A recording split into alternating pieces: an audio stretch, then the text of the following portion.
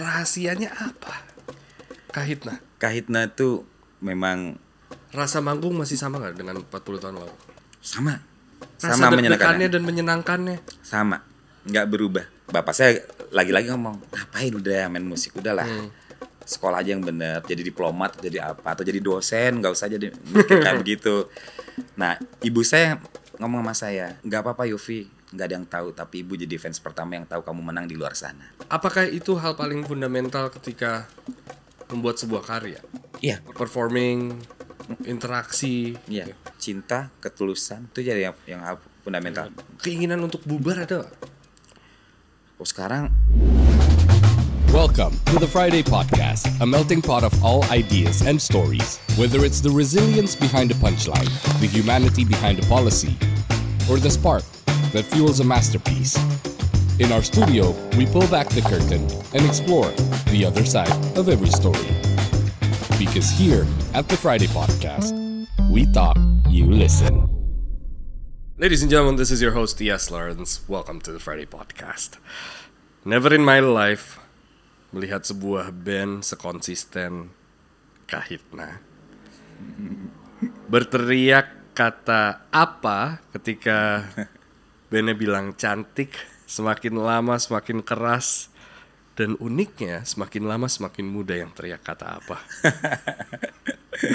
Mas Yofi, terima kasih atas waktunya. How are you? baik. Alhamdulillah. Let's start with that. Rahasianya apa? Kahitna itu memang kalau untuk aku pribadi adalah sebuah pengalaman hidup yang ajaib, bisa dikatakan begitu, karena saya tahu buat band itu 3-4 tahun 5 tahun karena uang, karena apa, bubar, berantem.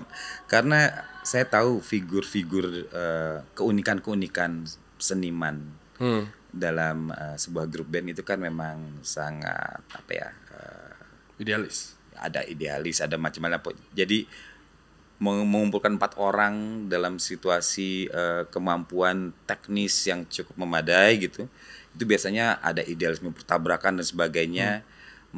Sulit, jangankan soal ekonominya, soal ide aja kan ribut. Jadi kalau untuk bertahan sampai 10 tahun itu udah sebuah prestasi sebenarnya pada waktu itu, karena ketika mengkurasinya itu teman-teman itu saya pilih waktu itu ya, wah yang jago main piano, yang keyboardnya siapa nih, rata-rata the best keyboard ini, the best gitaris ini, the best drum player, itu yang diambil yang begitu-begitu pada saat itu. Karena sejujurnya awalnya kami bermain musik fusion jazz, lebih ke situ awalnya, dan pengaruh-pengaruh Korea Electric Band, The Yellow Jacket, seperti itu di kehidupan awalnya Kahitna. Jadi paling enggak kalau yang ngepop-ngopnya kami main tuh di Earth, Wind & Fire, atau sedikit-sedikit hiburannya kita tuh di Tania Maria dan sebagainya. Berangkatnya tuh dari situ gitu.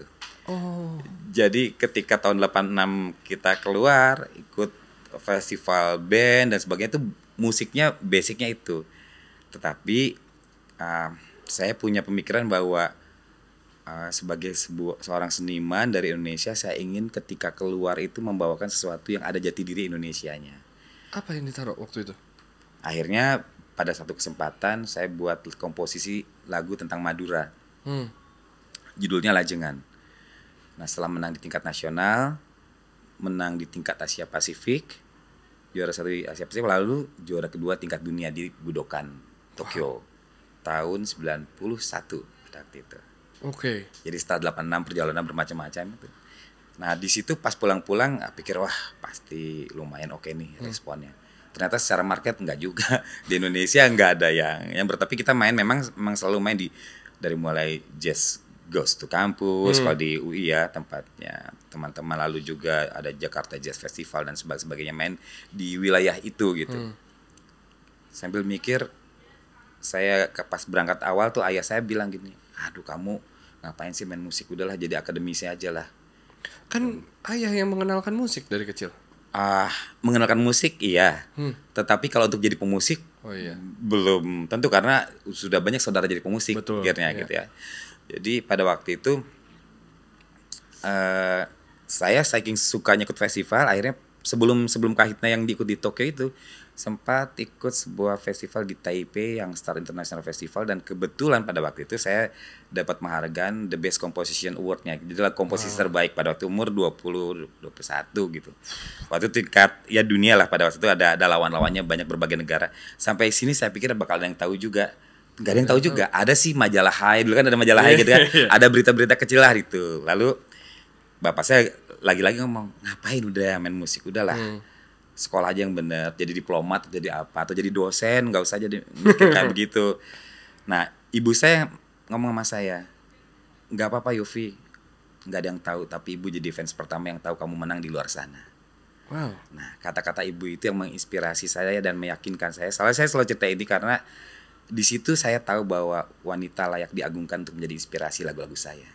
Berangkat dari situ, awalnya tuh dari situ. Awalnya dari kenapa situ. Tentang cinta, kenapa tentang persahabatan, kenapa tentang apapun yang hubungannya dengan keindahan itu lahirnya dari ibu inspirasinya. Awalnya.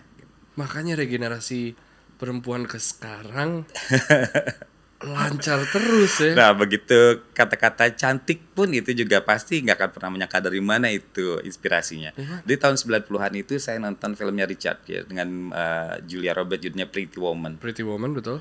Saya ngelihat pada saat itu di Indonesia itu sedang mewabahnya film-film tuh yang berkualitas tuh selalu judul-judulnya tuh penuh dengan ungkapan. Keren-keren memang. Pokoknya judulnya sangat bombastis dan sangat pilihan diksi sastranya itu sangat kuat di judul-judul film Indonesia. Oke. Nah saya ngeliat kok di Amerika buat film Pretty Woman tapi bisa laku, ngetop, dan sinematografi dalamnya juga asik. Akhirnya saya mikir kayaknya saya harus buat musik yang seperti itu. Cantik. Keren, kualitatif, secara harmoni saya masih bisa pertanggungjawabkan. Begitu juga struktur melodinya, liriknya komunikatif tapi ada diksi-diksi unik di sana. Makanya saya temukanlah kata-kata walau mentari terbit di utara hatiku untukmu, itu dia ada di cantik. Lalu kata-kata, lalu saya pada waktu itu saya punya cita-cita gimana saya buat lagu yang hanya 3 detik atau 4 detik orang akan tahu lagu itu lagu apa. Nah, Intronya. cantik. Kata-kata cantik itu. kata-kata cantik. Jadi kalau kata cantik itu dijual dalam tanda kutip ke brand brand kecantikan Iya, iya. manapun, kamu nggak perlu bayar 10 detik untuk stasiun TV, dalam 3 detik berarti detiknya kamu bisa udah mengiklankan produk kalian. Itu sebenarnya punya nilai yang saya jaga terus. Berapa kali banyak produk cantik datang, saya tahan terus harganya agar harganya makin tinggi. Sekarang produk skincare lagi banyak nih. Nggak mau dilepas nih sampai detik ini. Sampai saat ini karena yang ternyata akhirnya lama-lama menjadi lagu yang menjadi tekstur grup kami, akhirnya makin berhati-hati lagi karena Biar nggak disalahgunakan. begitu. Dan juga lagu ini juga kalau misalnya ngeliat di fans-fansnya itu awalnya kan banyak fansnya cewek gitu, Kahitna pertama kali lahir.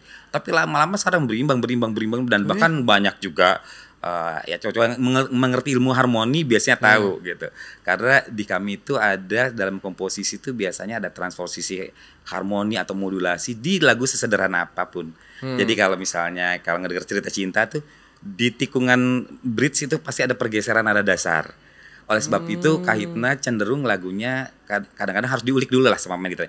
Jarang ditemukan dimainkan tanpa ada ngulik gitu misalnya. Lalu juga kayak ada dia tahu misalnya. Bilakah dia mungkinkah itu nada dasar udah berubah tuh di situ. Balik lagi Tuhan yakin itu. Sepertinya sederhana tapi ada sesuatu yang Enggak sih, konseptual. kompleksitas dari Kahitna tuh terasa sekali.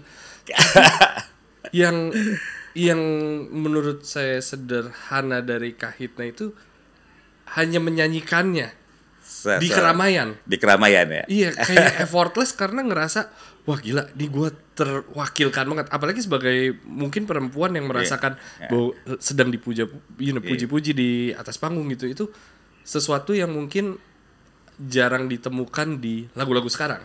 Bisa jadi demikian. Saya juga nggak terlalu paham karena yang menarik adalah bahwa pemilihan diksi-diksi yang dilakukan oleh Kahitna itu ternyata bisa bertahan sampai sekarang udah lebih 4 dekade. Dan kami tidak ada gap generasi dengan pendengarnya. Itu sebenarnya kadang-kadang bingung, kita main di pensi SMP yang teriak-teriak tuh ini udah lebih kecil daripada Arsi dan kawan-kawan ini. Dari Leodratia Raziva dan kawan-kawan. Kita udah berkali generasi, tapi menurut aku itu adalah sebuah hadiah dari Tuhan untuk kebersamaan kami yang 9 orang bisa bertahan, yang memisahkan satu ada yang berpulang. Iya. Yang lainnya kami tetap bersaudara, dan ini juga semoga bisa menjadi inspirasi bahwa dengan kebersamaan itu ada rezeki yang baik yang bisa bukan hanya kami, karena kami timnya tuh udah anggotanya banyak, krunya kami tuh udah kerja 25 tahun, 30 tahun, bahkan manajer kita yang pertama itu udah 43 tahun nemenin aku kerja. Jadi di situ melihat bahwa ada doa, ada kebersamaan. Kalau ada sesuatu, kalaupun ada yang mengatakan bahwa Kahitna hebat dengan lagunya atau Mas Yofi hebat buat lagu-lagunya, sebenarnya yang hebatlah doa dan sayang orang sekitarnya itu. Mungkin membuat kami pendengarnya mungkin bisa buat kami bertahan lama, karena kalau pikir yang main musik yang jago-jago di Indonesia banyak banget, yang punya talent banyak. Mas Yofi, ini saya pernah nanya ke beberapa band yang cukup lama gitu. Salah satunya Malik yang 20 tahun. 2 tahun lalu saya nanya apa rahasianya, dan salah satu jawaban dari saya lupa Ilman atau Angga, dia bilang kalau tour kamarnya harus sendiri-sendiri tuh. Jadi biar nggak ada gesekan di luar panggung atau gimana gitu, dan pembagian hasil nggak boleh rata gitu. Kalau salah Angga pernah ngomong gitu. Jadi ada porsinya, lo begini, fairness gitu. Dan anggap sebagai, ada satu bilang anggap ini sebagai perusahaan gitu. Kalau Kahitna secara simpelnya in a nutshell apa berarti? Nah ini saya juga di sini lagi-lagi ada keberuntungan bahwa kami dari awal itu udah mengatur ADART sejak pertama kali buat band. Itu yang membuat kami salah satu fondasinya mungkin agak berbeda. Jadi teman-teman kumpulin pada waktu itu. Sejujurnya memang saya yang punya inisiatif untuk mengumpulkan teman-teman. Saya bilang, teman-teman saya ingin buat band. Lalu band ini saya akan buat komposisi mungkin terbanyak, saya buat aransemen. Coba kalian pikirkan, kalian diskusikan berapa persen kalian akan berikan saya untuk posisi ini, posisi itu. Lain-lainnya berbaginya seperti apa. Dirundingkan, mereka berunding tuh semua dengan manajer. Akhirnya saya dipanggil, Mas Yofi, udah gini kita udah pikirkan, gini, ada aturan seperti ini. Ya udah, akhirnya langsung saya salaman sama semuanya. Kita mulai lakukan ini dari awal sampai kapanpun kita berjalan band ini. Sampai kecuali kalau kita ada perubahan sesuatu yang memang kita sepakati bersama. Dan sampai sekarang belum pernah berubah aturannya. Wow. Dan itu juga kita semua bisa melihat kontrak sembarangan waktu. Kita melihat transparansi dari awal itu terjadi di Kahitna. Itu kekurangan ya di band sekarang, harus diakui. Karena maksudnya memulai dari hobi kan, kebanyakan seru-seruan, tiba-tiba viral. Mungkin tiba-tiba dipermasalahkan gitu. Itu mungkin bisa terjadi ya kalau di sekarang. Bisa jadi demikian, tapi sekali lagi itu yang mungkin salah satu keberuntungan. Dan juga dari kecil tuh kan saya seneng aktif di organisasi. Dari SD, SMP ada OSIS lah, jadi SMA pun begitu. Dan jadi segala satunya itu memang secara konseptual mencoba dipikirkan secara organisasinya gitu. Ada gagalnya konsep-konsep itu dalam beberapa hal tertentu, tapi kita yang gagal tuh selalu dibenerin, gagal benerin. Jadi nggak tiba-tiba ujuk begini gitu, pasti banyak pahitnya juga. Tapi memang itu perjalanan yang kami lalui. Dan keinginan untuk bubar ada nggak? Sekarang nggak, bahkan kami terakhir tuh ada sebuah konsep yang mungkin baru pertama kali aku ngomong di sini, bahwa kami ingin buat band Kahitna ini bukan Kahitna Experience atau kayak Urban and Fire Experience. Kalau udah nggak ada tuh orang-orangnya udah sepuh, tetap saya ingin diteruskan sama generasi selanjutnya dengan tetap memakai Kahitna. Ntar siapa tahu anggotanya berubah, jadi kalau bisa ini 100 tahun band ini sebagai jejak budaya yang berbeda. Nah itu sebuah terobosan yang kita cita-citakan bersama sama teman-teman. Dan kebetulan kan sudah ada RC, sudah ada gengnya yang main musik yang muda-muda. Kalau mereka memang tidak harus dipaksa, kalau mereka mengalir dan tiba-tiba bisa menjadi transposisi dan sebagainya, kenapa tidak? Gitu. Tapi ini kan belum pernah dilakukan. Kalau ini terjadi sebuah peristiwa budaya yang baru, nggak ada band kan yang seperti itu. Sebenarnya kita terinspirasi dari perusahaan musik di Jepang yang lebih dari 150 tahun hidup gitu. Jadi regenerasi ke anak atau ya bisa ke anak siapapun yang berbakat. Kita nggak tertutup itu. Jadi nggak harus dengan anak kan, dengan siapapun yang bisa mewakili cita rasa musik Kahitna, karena kami tahu kami tidak akan hidup melewati masa yang sudah ditentukan oleh Tuhan. Ada yang berpulang, ada yang, tapi kan Kahitna bisa hidup terus dan menjadi jejak budaya yang akhirnya terjadi. Itu cita-citanya, kita belum tentu terjadi ya, tapi moga-moga itu menjadi sesuatu yang punya jejak yang baik buat industri atau budaya musik Indonesia. Tadi bilang bahwa dari kecil senang sekali berorganisasi. Sekarang berada di organisasi yang jauh lebih besar.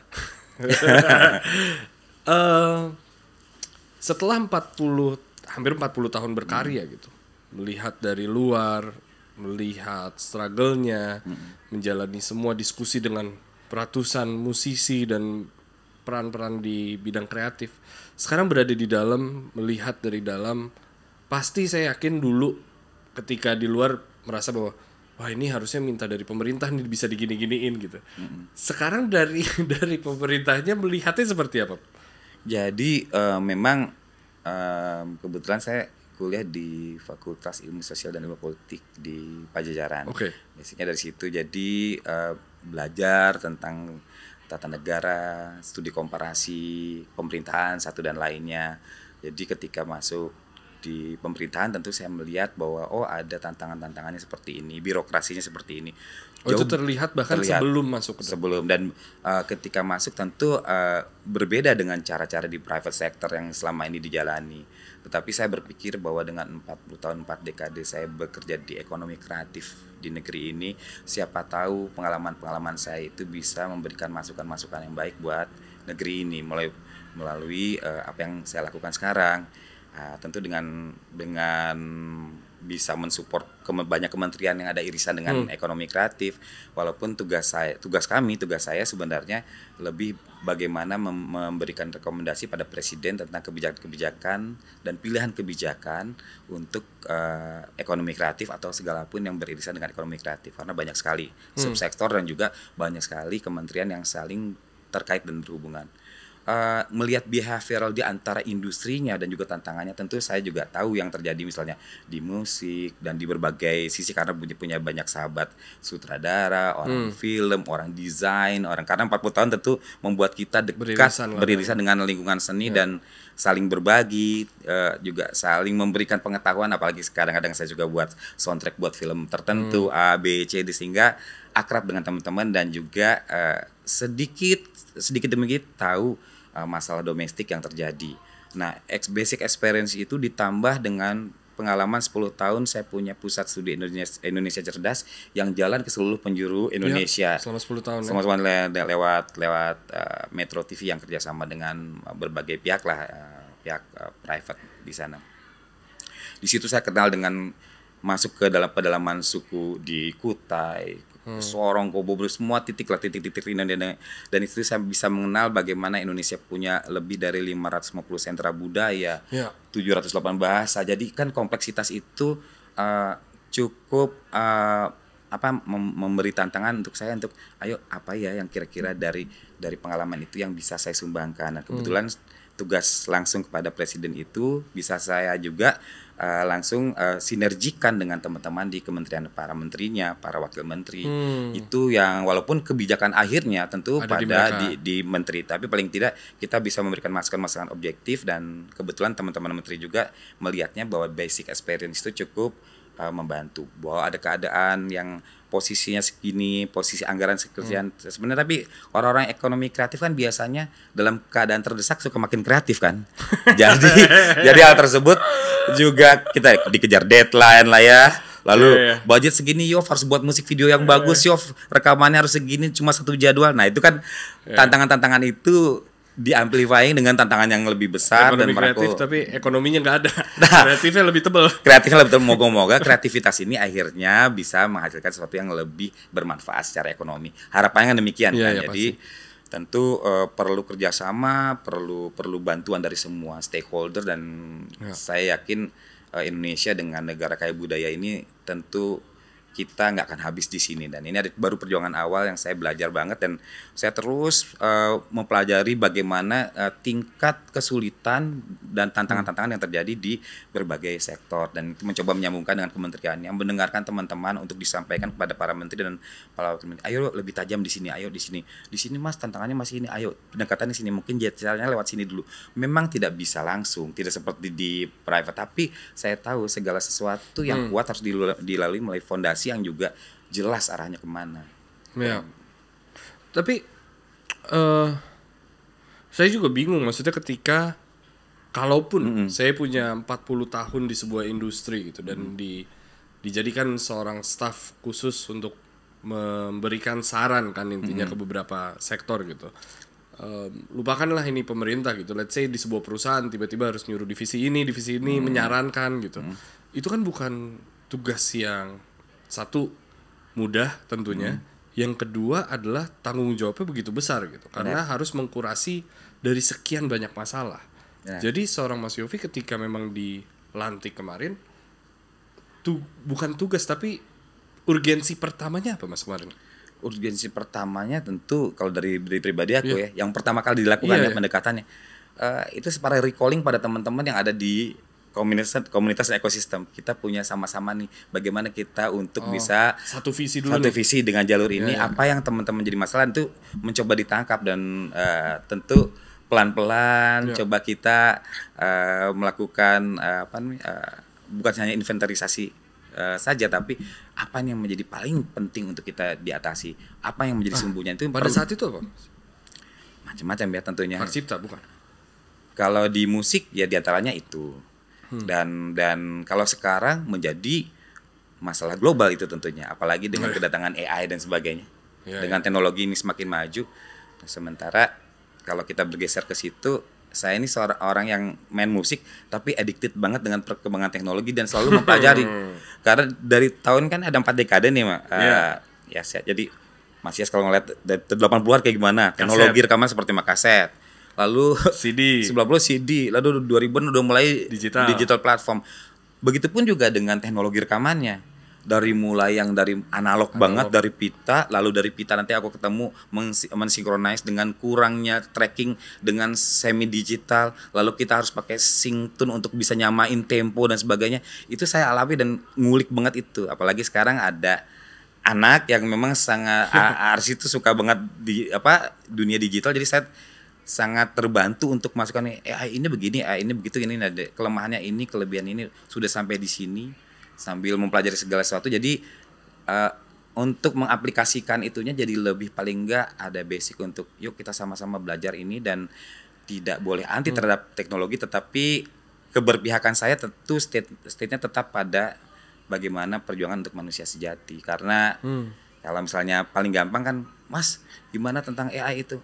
Iya, kemajuan teknologi kan sebuah keniscayaan, setiap zaman selalu ada, nggak bisa kita. Tapi ini Pak, kemajuan teknologi paling signifikan pasti dan ketika ini terjadi, yang paling penting yang di basic aku ini idealisme pribadi ya, mungkin ini adalah pribadi, tetapi saya kok punya rasa dalam berkarya itu kekuatan hati tetap membuat sesuatu yang berbeda.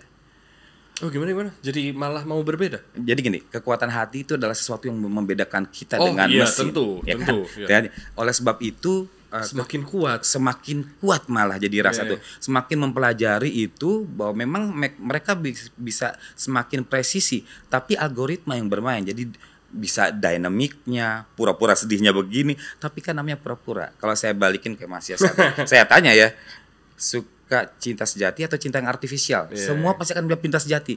Oleh sebab itu kita harus berjuang dan keberpihakannya tetap pada manusia sejati. Menyeimbangkan idealisme dan mungkin kemajuan teknologi bagaimana berarti? Selama ini kemajuan teknologi memang saya gunakan untuk bisa memberi ruang yang lebih besar daripada kreativitas yang ada di ruang hati. Beri ruang untuk idealisme seni berarti. Iya, jadi misalnya kalau dalam komposisi itu kita kan nggak bisa kadang-kadang memanggil 40 orang, 50 orang pemain orkestra langsung gitu. Tapi dengan orkestra digital sintesis itu kita bisa dengan presisi tingkat tertentu, kita bisa contohkan lalu kita tulis, bahkan hasilnya lebih presisi, dan ini dilakukan di sekitar 4 tahun 5 tahun terakhir setelah mulai pandemi. Lagu-lagu saya yang pakai strings dan sebagainya banyak menggunakan teknologi itu dengan gambar, lalu ditulis kerjasama dengan berbagai musisi terbaik tentunya, dan hasilnya cukup presisi, nilai manusianya tetap ada. Dan ketika direkamnya memang lebih baik manusia kalau aku, karena manusia kan ada nggak kompaknya, ada ketika dia tarik begitu ada misalnya 20 orang, temponya walaupun seakurat-akuratnya ada perbedaan. Nah perbedaan itu yang membuat jadi lebar daripada yang presisi banget tempo itu jadi malah jadi tipis kadang-kadang begitu. Kurang lebih begitu.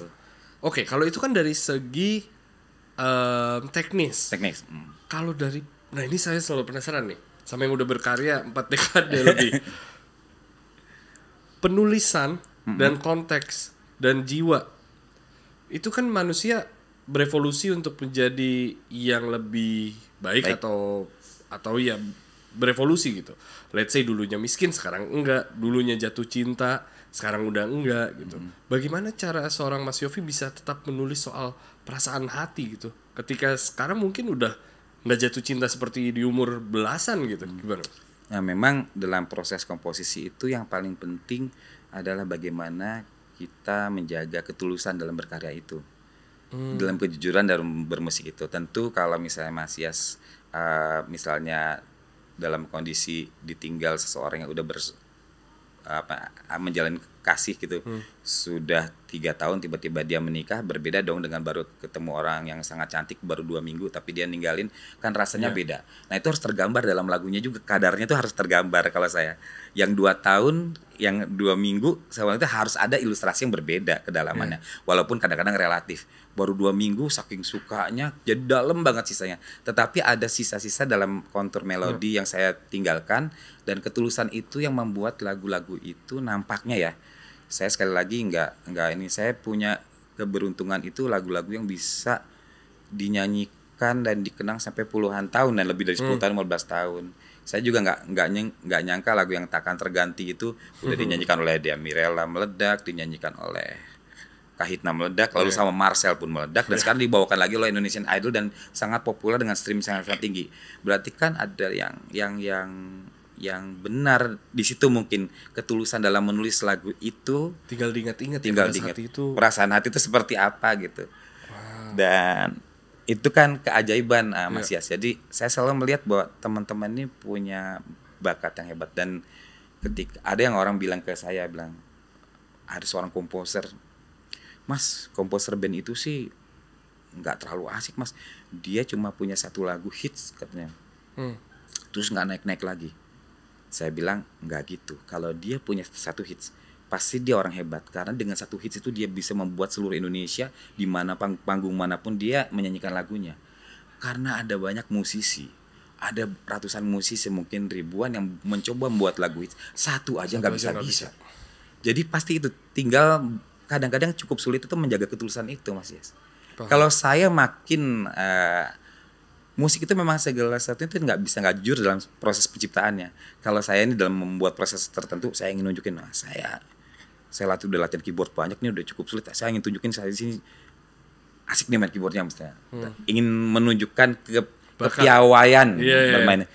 Yang terjadi itu lagunya kesannya cuma pada kesan piawai, kagum, tapi berhenti di situ saja. Tidak akan lama didengar orang, karena di situ ada arogansi yang tidak sengaja yang saya masukkan ke situ. Menurunkan ego ketika membuat karya ya? Tidak. Mencoba menjelaskan karya itu sesuai dengan apa yang terjadi di hati pada saat itu. Oh iya. Segitu. Jadi kalau orang bilang, ada yang ngomong sama saya, pemusik progresif, Yof coba lu denger ini. Nih lagu gua nih, lu tahu kan lagu aslinya kan rumit nih. Nih udah gua sederhanain, jadi gua ngambil jadi gampang-gampangnya gitu. Nah ini salah, karena yang rumit itu pun bisa meledak, yang sederhana pun tapi nggak jujur juga nggak didengar orang.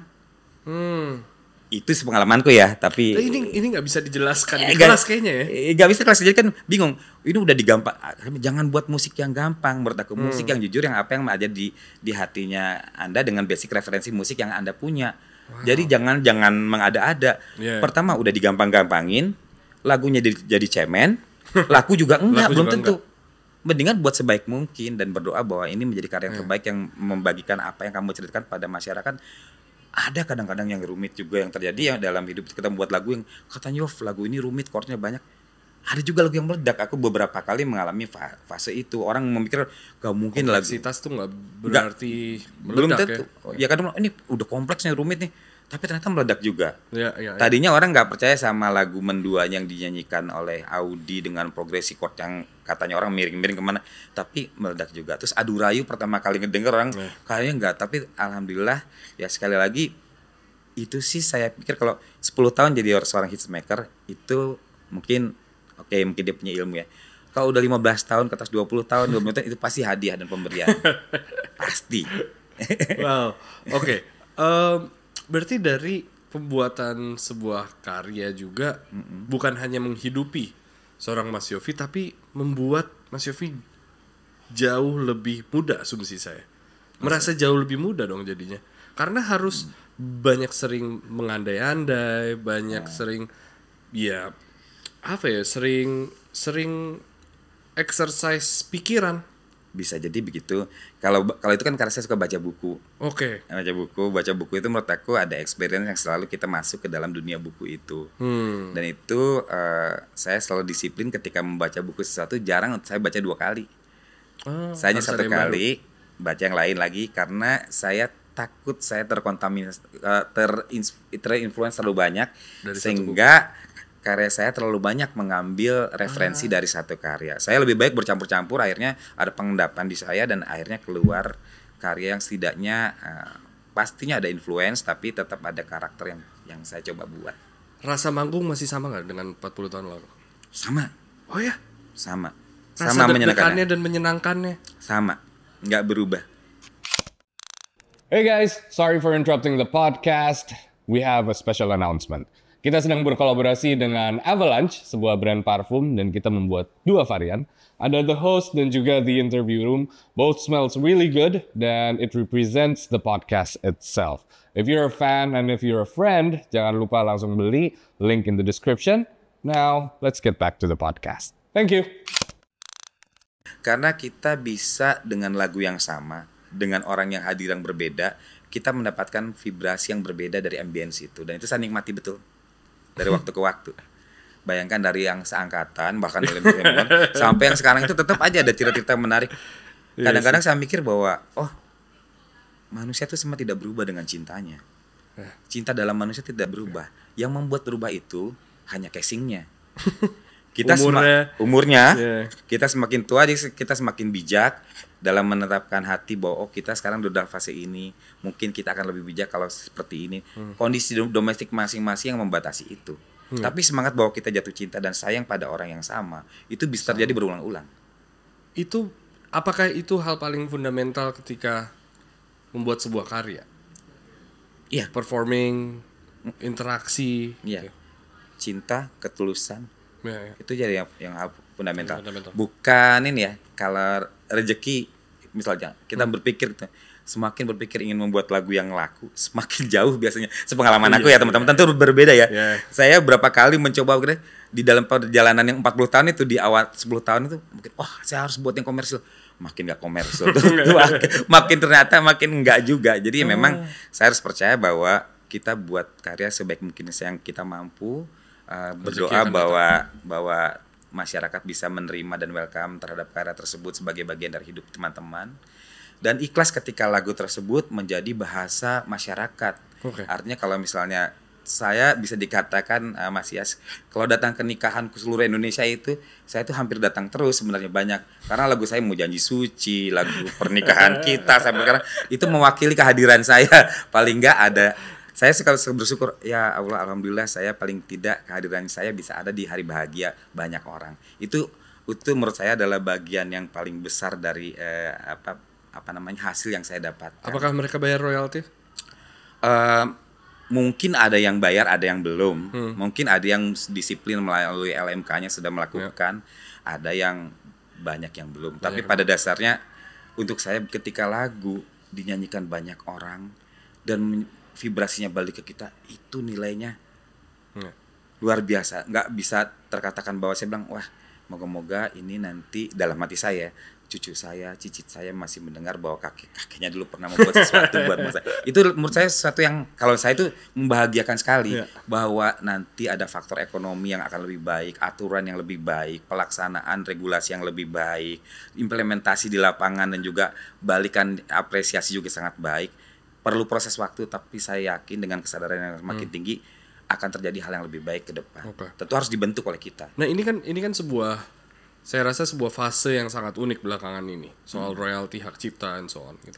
Dan saya juga udah lihat obrolan Mas Yofi di CNN terhadap ini gitu. Banyak sekali take yang menurut saya kesimpulannya adalah harusnya dilakukan dari dulu namun belum terjadi, dan ini adalah sebuah ticking bomb gitu.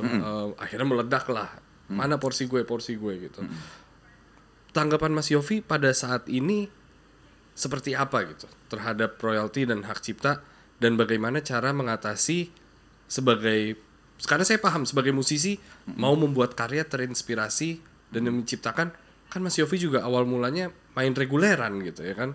Semua main juga di kafe dulu, di hotel dulu gitu. Hal-hal seperti itu ya, bagaimana cara semua win-win solution sebetulnya Mas Yofi? Satu hal, kalau sebagai komposer, pemusik itu ada banyak yang saya dapatkan dalam pengertian di hak untuk mengumumkan, hak merilis lagu lah, lalu juga dengan mechanical-nya juga dapat. Kalau saya buat lagu kan, saya biasanya tawar-menawar langsung dengan label atau publisher, saya bilang, oh Yofi harganya sekian gitu kan, langsung kan ada harganya ya. Jadi di situ kita bisa menawarkan langsung sesuai dengan mungkin posisi tawar kita. Nah, jadi di awalnya kita sudah bagus. Lalu bagaimana yang namanya royalti? Royalti tentu beda artinya dengan honor.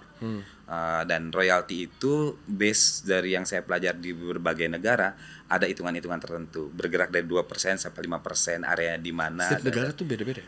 Ada yang beda-beda, tapi more or less wilayahnya di situ. Dan bentuk performing right itu adalah salah satu bentuk yang memang diwakilkan kepada CMO, artinya ada LMK yang mengambil itu. Tetapi banyak sekali negara yang sudah sangat melakukannya dengan baik, sehingga CMO itu bisa menarik LMK itu dengan baik, terdata digital juga sekarang gitu. Sekarang semakin transparansinya bagus, akuntabilitas bagus, sehingga di negara-negara tertentu komposer itu hidupnya sangat baik, sangat sejahtera. Itu yang saya harapkan.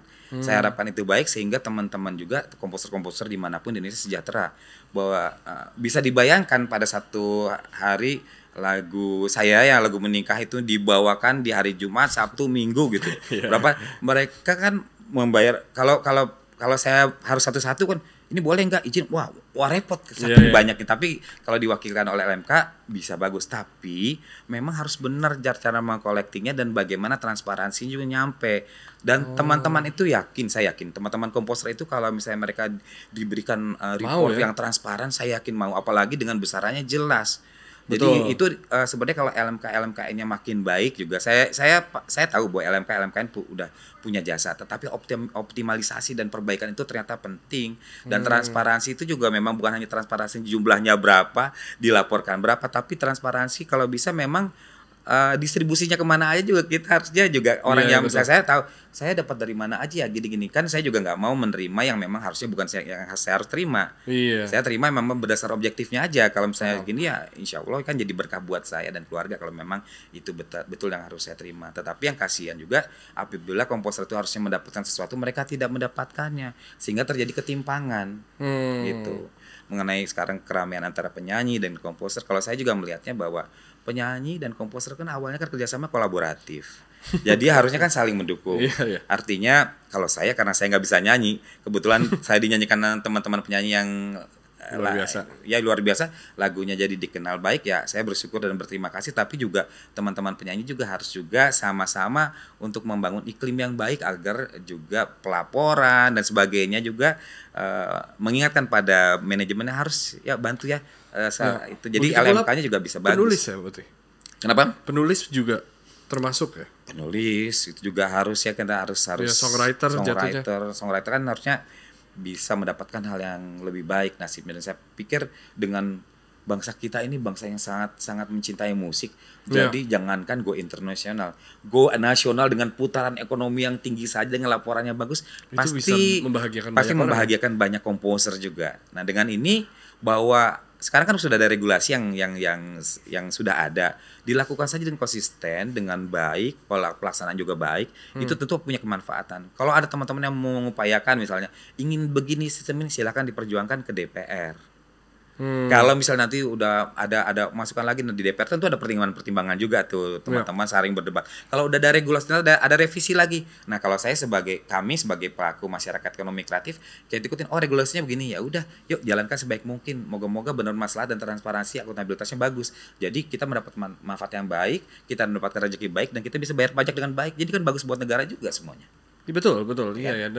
Dan yang saya rasakan malah belakangan ini, dengan sebegitu banyak suara, sebegitu banyak keluh kesah, Mas Yofi yang ketar-ketir nih sekarang harus di dalam, karena kan ekonomi kreatif tugasnya di situ berarti ya, Betul. untuk mencoba untuk menyampaikan ini kepada presiden gitu. Benar. Saya tentu memberikan report-report objektif dan studi komparasinya, dan juga men-share juga pada teman-teman kementerian lain. Nah, jadi saya menghargai sekarang ada inisiatif yang dilakukan oleh Mbak Meli dengan DPR untuk revisi undang-undangnya. Lalu juga mungkin ada yang baik, kalau yang sudah bagus mungkin dipertahankan, yang lain mungkin ada yang dibenahi. Lalu juga dari kementeriannya juga kayaknya saling bahu-membahu untuk memperbaiki ini. Tentu perlu waktu. Berarti kementerian apa aja nih Mas? Kementerian Hukum dong yang pastinya punya produk undang-undangnya, ya kan? Kalau Kementerian Ekonomi Kreatif mungkin dia bisa memberikan saran bagaimana untuk mekanisme yang baik kepada LMK-nya, karena LMK-nya di bawah, LMKN-nya masih di bawah Kementerian Hukum. Lalu Kementerian Kebudayaan tentu bagaimana budaya saling menghargai, budaya membayar royalti, budaya akuntabilitas, budaya itu dibesarkan oleh Kementerian Kebudayaan. Jadi perlu kolaborasi. Lalu juga Kementerian Komdigi, berikanlah teknologi terbaik dengan data transparansi. Nah, itulah yang saya lakukan untuk merekatkan itu. Tentu semua saya cloud. Betul. Tentu saya tidak bisa melakukan ini langsung karena memang menteri-menteri akan melakukan itu, dan saya tahu semua dalam progres bekerja sama dan kolaboratif. Cuma pasti perlu waktu, dan juga kita menunggu bagaimana hasil dari DPR. Nah, itu kalau dari dalam jadi begitu. Kalau dulu pas di luar, ayo dong, apa sih ini, kapan sih, gimana sih? Ternyata ada banyak yang harus dirangkai karena ini menyangkut regulasi, jangan sampai ada yang kurang. Nyari celah ya. Nyari celah. Nah, ini tentu akhirnya kalau saya bergeser dengan kepada AI dan teknologi, karena sekarang saya lagi banyak diskusi, banyak juga lebih banyak pada design thinking tentang AI dan kemajuan teknologi. Ini kita berada di persimpangan yang sangat luar biasa, krusial, disruptif. Ya, disruptif, dan juga kita harus melihat bagaimana Uni Eropa sudah punya keberanian melakukan sebuah regulasi yang sejelas. Artinya tentang AI dengan regulasinya mereka menghargai segala sesuatu yang bentuknya menggunakan AI itu tidak ada nilai ekonominya, seperti juga di Korea. Gimana? Jadi gini. Gak boleh dijual? Boleh tentunya. Jadi tentu dengan harus lebih pada unsur kreativitas berikutnya. Kalau kayak AI generatif, kayak kalau di Korea itu, kalau misalnya kita karya musik nih, aku buat, aku terlalu banyak bantuan AI, terdeteksi tuh. Nah, itu nilai ekonominya tidak setinggi itu. Nah, itu kan perlu ada ukuran-ukurannya tuh. Walaupun ini mereka juga masih dalam proses. Aku tahu juga bagaimana cara mengukurnya, kan kita masih bingung, sama-sama kita belajar. Kementerian Teknologi dia tuh urusin gitu. Mumpung lagi belajar, kita sama-sama harus dari awal nih. Jangan sampai kita ketinggalan lagi gitu. Nah, jadi kelihatan Uni Eropa udah punya regulasi. Keunggulan mereka sudah punya regulasi. Regulasinya apa harus kita pelajari lagi secara komparatif. Lalu di Korea sudah ada sikap tertentu. Lalu di Amerika yang ingin membebaskan, nampaknya kemarin juga ada Trump bicara bahwa udahlah pokoknya IP pun dibebaskan agar tidak menghambat kemajuan teknologi dan AI. Nah, kalau untuk kita negara budaya rasanya jangan begitu lah, banyak orang kreator, banyak orang hebat. Jadi perlindungan terhadap karya cipta, kekayaan intelektual itu harus tetap ada porsinya, dan kita harus punya semacam ini loh, identifikasi digital otentik yang harus kita punya, semacam ASRC itu. Nah, itu kan teknologinya luar biasa tuh. Nah, teknologinya, tapi saya yakin ketika ketemu teknologi yang maju ini pasti akan ada juga teknologi maju untuk melindunginya juga nantinya. Oh iya, betul. Pasti kan gitu kan. Nah, itu harus ada keyakinan itu, karena dengan kita punya semacam akte kelahiran dari karya-karya Anda dan sebagainya, mau berubah platform, mau berubah cara berteknologinya, tapi kita punya jejak yang bahwa ini punya nilai ekonomi, harus dihargai. Harganya bagaimana relatif tergantung perkembangan zaman dan nilai, tetapi tetap dia punya penghargaan untuk pada karya kreator ini. Apalagi Indonesia negara budaya, terlalu murah untuk digratiskan begitu saja. Kehebatan seniman-seniman Indonesia dan karya-karyanya. Orang-orang yang nggak punya karya sih, mereka pengembang AI, bebaskan aja demi kehidupan manusia. Iya, lu nggak punya apa-apa, negara lu kekayaannya. Iya. Jadi kita harus ada perlindungan terhadap manusia sejatinya. Itu yang memang stand-nya kita harus jaga tanpa harus mengurangi atau menghambat perkembangan teknologi dan zaman. Itu yang jadi PR-nya luar biasa kan. Sebelum adanya AI, disrupsi paling besar apa, Mas Yofi kemarin? Kekagetan sih pertama dari orang yang biasa punya barang fisik, jualan fisik, tiba-tiba jualan digital. Yang biasa kita kayak Spotify, Apple Music gitu. Yang kita menghitung berapa keping CD, ada industri CD-nya, ada orang pabrikannya, tiba-tiba kehilangan pekerjaan semuanya, lari ke bentuk digital yang harganya juga kita lebih murah. Nah, lebih murah ini juga ada satu masalah nih. Kita ketika pendekatan awal si platform-platform itu ada nggak terjaga sama kita karena kita nggak punya database di kita. Nah, apa tidak bisa di rework atau dilihat kembali fase tersebut, bagaimana Kahitna bisa berjuang di era itu sekarang, maksudnya Mas Yofi, apa nggak bisa diulang rasa tersebut gitu? Ya itu kita coba. Yang kita coba tuh bahkan termasuk kan harus ada pendekatan dengan teman-teman. Misalnya, platform ini kamu kan usaha di sini, pasar gua gede, masa lu kayak gitu sih? Ayo dong kita diskusikan. Atau kita punya platform lain yang kita buat secara nasional, kuat nggak nih? Kalau kuat, bagaimana caranya? Bagaimana kita berkompetisinya? Itu berbagai pilihan. Tentu kan ini memang kerja kolaboratif. Jadi memang udah era kolaborasi, tidak boleh ada ego sektoral, harus saling bahu membahu memang. Luar biasa. Oke. 40 tahun berkarya, bulan September ini ada sesuatu yang luar biasa. Akan ada sebuah konser besar katanya.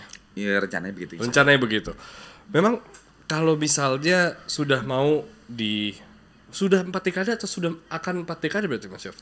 Kalau dari sisi berkarya udah dari tahun 83 ke sana 42 berarti tahun. Berarti kan 4 dekade lebih. Sekarang melihat perkembangan ini kita adanya di luar AI, perkembangan anak-anak Indonesia yang tadi Mas Yofi udah ngerasain duluan, coba perform di luar, lebih diterima, balik ke sini kurang diapresiasi gitu misalnya. Nah, Kahitna ini saya rasa jagoan di Indonesia luar biasa di sekarang. Tadi bilang sendiri di wedding, di semua festival ada gitu. Apakah terlambat untuk mencoba menaklukkan global atau tidak? Saya rasa atau udah bukan tujuannya lagi? Pada dasarnya teman-teman itu kan tujuannya berkarya. Bahwa karya yang teramplifikasi seperti apa nanti dengan dunia yang begitu modern dan digital ini bukan tidak mungkin pada suatu saat bisa tiba-tiba mengglobal dengan cara yang mungkin kita belum pahami.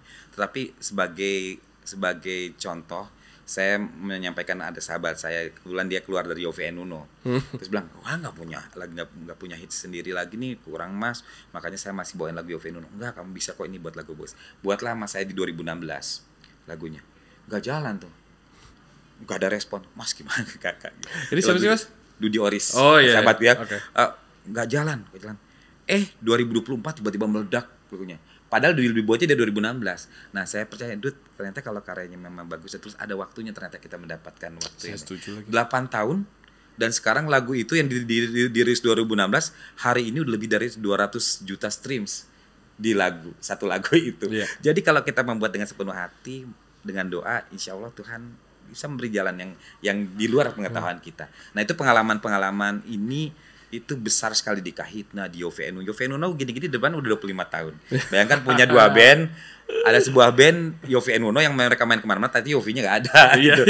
Lalu Kahitna pun sekarang saya jarang main juga gitu, cuma di konser-konser tertentu saya di Sabtu Minggu atau pas libur saya bisa ikut sama teman-teman itu, karena biar bagaimanapun main musik itu ada komunikasi yang membuat kita lebih kreatif. Jadi teman-teman bilang, Yofi lu jangan sampai nggak musik, lu mentang-mentang lu mengabdi di ekonomi kreatif, jangan sampai lu nggak kreatif. Kalau lu jadi ekonomi tidak kreatif lu kayak begitu. Berarti kalau misalnya dulu karena podcast ini sudah 8 tahun nih, 7-8 tahun. Dulu ketika awal-awal saya mulai berbicara dengan para musisi, tujuannya tuh masih ke global, memperkenalkan ke sana gitu. Sedangkan sekarang kayaknya sudah ada shift ya, Mas. Maksudnya gimana caranya jagoan di sini agar dikenal di luar, bukan jagoan di luar agar dikenal di sini gitu. Iya. Ini sesuatu yang unik kah atau memang terlihat oleh Mas Yofi dari awal? Saya bisa melihatnya ini, dan saya senang sekali dengan fenomena ini karena setiap orang punya kesempatan mengglobal dari dalam negeri. Ya, seperti Korea misalnya. Iya, betul. Dan artinya teman-teman yang punya kesenian di Papua tiba-tiba terdengar ke seluruh dunia, itu mungkin banget di Manado, di Aceh dan sebagainya. Jadi itu menurut aku sebuah perkembangan baik. Nggak usah jauh-jauh, kita bisa punya engine yang luar biasa untuk bisa membesarkan itu gitu. Dan ini kan harapan yang baik ya buat bangsa ini. Tinggal kita berjuang untuk menaikkan nilai perjuangan itu. Artinya streamsnya harus lebih baik gitu ya. Betul. Nah, berarti salah satu cara adalah untuk mereka berkarya kan. Betul. Teman-teman di Papua, teman-teman di mana gitu harus berkarya. yang mereka butuhkan pada saat ini apa, Mas Yofi? Kalau Teknologinya kah atau alatnya kah? sekarang sih teman-teman di Papua juga sudah banyak yang Betul. maju. Lagu-lagunya Hip-hopnya sudah juga bagus, hip-hopnya juga bagus keren, banget. di Maluku keren. Jadi sebenarnya sekarang tinggal bagaimana teman-teman ini, kekayaan ini ternarasikan dengan baik ke seluruh dunia. Cerita-cerita itu menjadi cerita hebat yang bisa sampai gitu. Kita tuh kadang-kadang Publikasinya ya berarti. punya saking kerennya kreativitas orang Indonesia, yang kreatif tuh kadang-kadang sudah dianggap biasa di kita. Padahal kalau di luar itu ada sesuatu tuh kayak unik. Sampai gerakan-gerakan tarian sesuatu, ternyata sana di Osaka lagi rame. Ternyata tariannya bangsa kita juga, teman-teman di timur itu membuat sesuatu diikuti di sana. Jadi ini yang harus kita lebih apresiasi lagi, semua lini, semua kehebatan itu dari Aceh sampai ke Papua, dari atas sampai bawah di seluruh wilayah Indonesia ini. Keunikan-keunikan itu yang menurut aku bagaimana cita rasa internasionalnya bisa capai dengan cita rasa internasional, tapi tidak kehilangan kearifan lokalnya. Secara market ya itu ya. Kalau kita punya strategi untuk ke depan, tentu ini PR yang besar dan ini bisa menjadi basic untuk pengembangan ekonomi kreatif kita ke depan, budaya ekonomi kreatif. Dan yang keren menurut aku kalau mereka punya Korean Wave, kalau saya ingin punya chain sebenarnya. Chain itu semacam apa ya? Kalau mereka di tataran gelombang, kita mainnya di cahaya karena banyak cahaya-cahaya keren di Indonesia itu. Chain itu singkatan kayak rantai, sebenarnya kan chain rantai, tapi sebenarnya itu cahaya Indonesia. Cahaya yang keluar dari mana-mana. Jadi pemantik-pemantik itu dari mulai festival-festival kecil keluar lama-lama terang, cahayanya berpendar keluar, akhirnya menjadi sinar yang besar dan mendunia paparannya. Harapannya itu secara filosofi itu jadi menguatkan untuk kita berkarya. Saya yakin itu bisa terjadi apabila ada funding dari negara sih sebetulnya. Bisa bisa juga kesadaran para cebol-cebolnya di kita, kayak akhirnya kan di Korea kan yang membantu tuh dari private sector juga. Jadi para konglomerat, pengusaha yang lebih taruh di sana dan percaya bahwa bangsa ini sebagai bakti kita gedekan budayanya dan ekonomi kreatif potensinya. Nah, itu bisa menjadi punya harapan. Dan saya rasa itu bisa terjadi selama semuanya jelas, semuanya mendapatkan porsi masing-masing dan semua mendapatkan keadilan. Iya. Mas Yofi, terima kasih banyak atas waktunya. Sangat menyenangkan. Terima kasih bukan hanya untuk waktunya sekarang, tapi untuk 40 tahun terakhir memberikan waktunya dan cintanya terhadap sebuah karya yang kita tidak akan pernah lupakan, yaitu Kahitna ataupun Yofi Nuno, dan sekarang berjuang untuk kita di dalam. Jadi terima kasih banyak. Dan ada lagi yang mau ingin ditambahkan?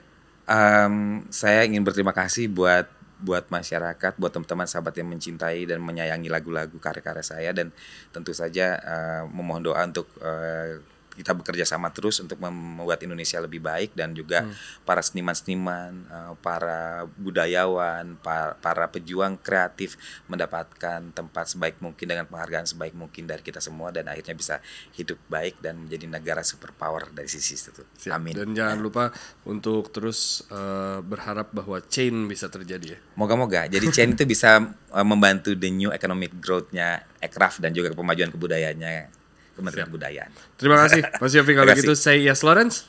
Saya Yofi Widianto. And I'll see you guys next week. Bye-bye. Bye.